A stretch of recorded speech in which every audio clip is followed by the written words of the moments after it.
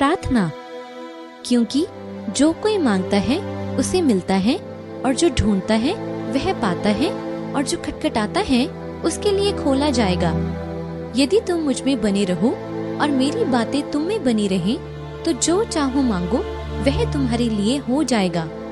मुझसे प्रार्थना कर और मैं तेरी सुनकर तुझे बड़ी बड़ी और कठिन बातें बताऊंगा जिन्हें तू अभी नहीं समझता।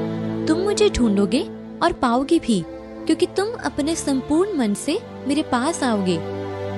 उनके पुकारने से पहले ही मैं उनको उत्तर दूंगा, और उनके मांगते ही मैं उनकी सुन लूंगा। फिर मैं तुमसे कहता हूँ, यदि तुम में से 2 जन पृथ्वी पर किसी बात के लिए जिसे वे मांगे एक मन हो, तो वह मेरे पिता की ओर से जो स्वर्ग में है उनके लिए हो जाएगी। क्योंकि जहाँ 2 या 3 मेरे नाम पर इकट्ठा होते हैं, वहाँ मैं उनके बीच में होता हूँ।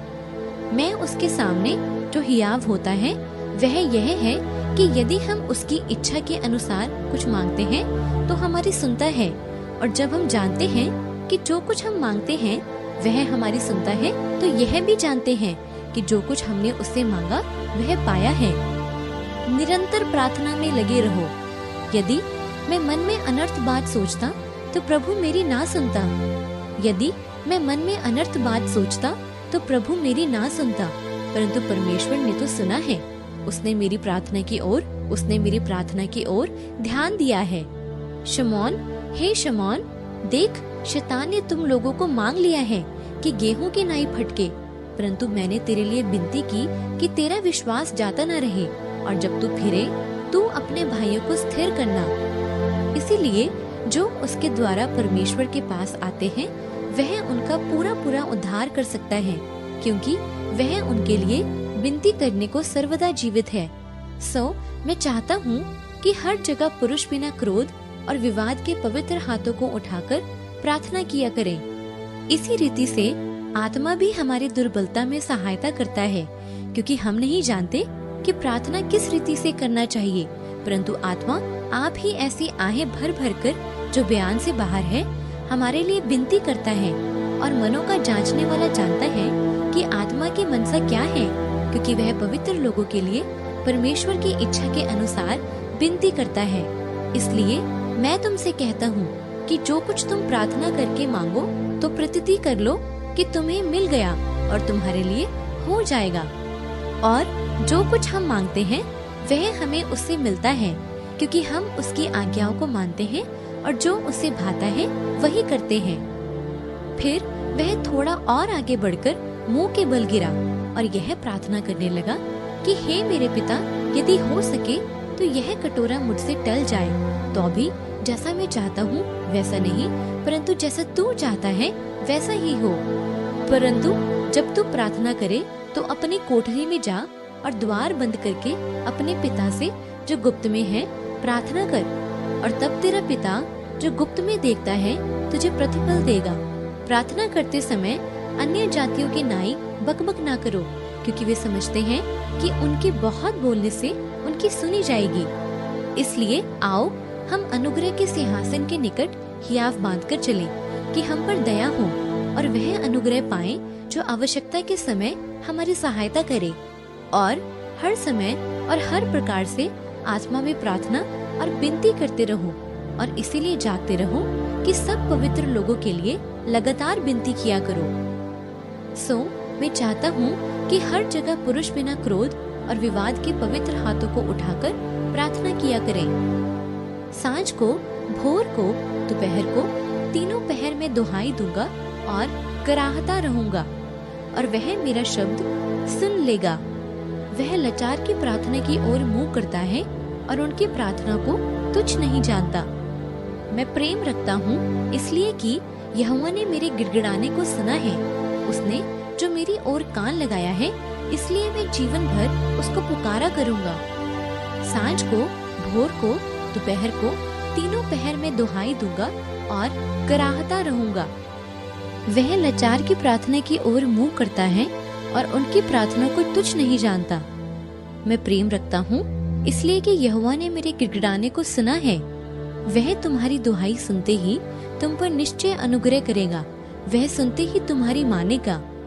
उनके पुकारने से पहले ही मैं उनको उत्तर दूंगा और उनके मांगते ही मैं उनकी सुन लूंगा।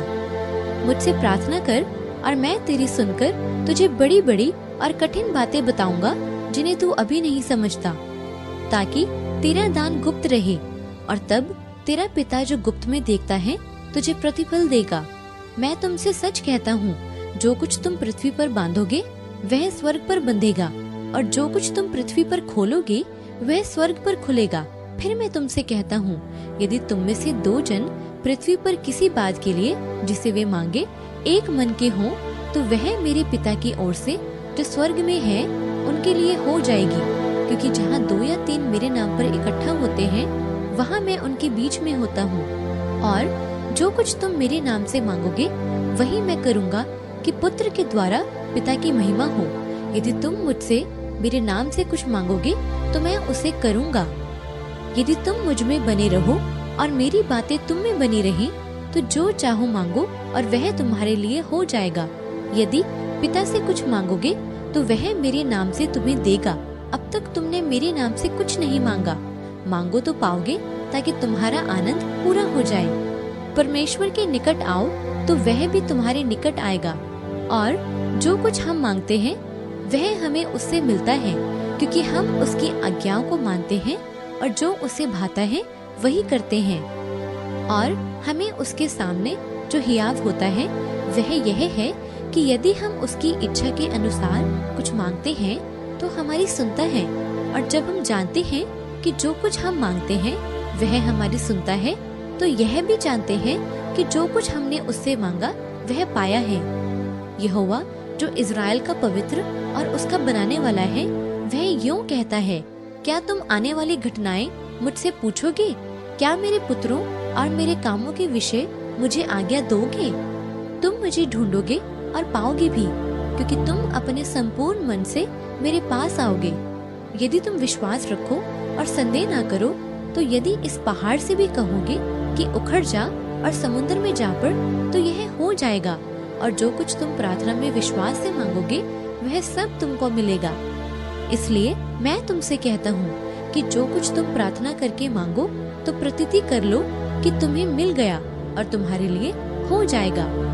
और मैं तुमसे कहता हूँ कि मांगो तो तुम्हें दिया जाएगा, ढूंढो तो तुम पाओगे, खटखटाओ तो तुम्हारे लिए खोला जाएगा।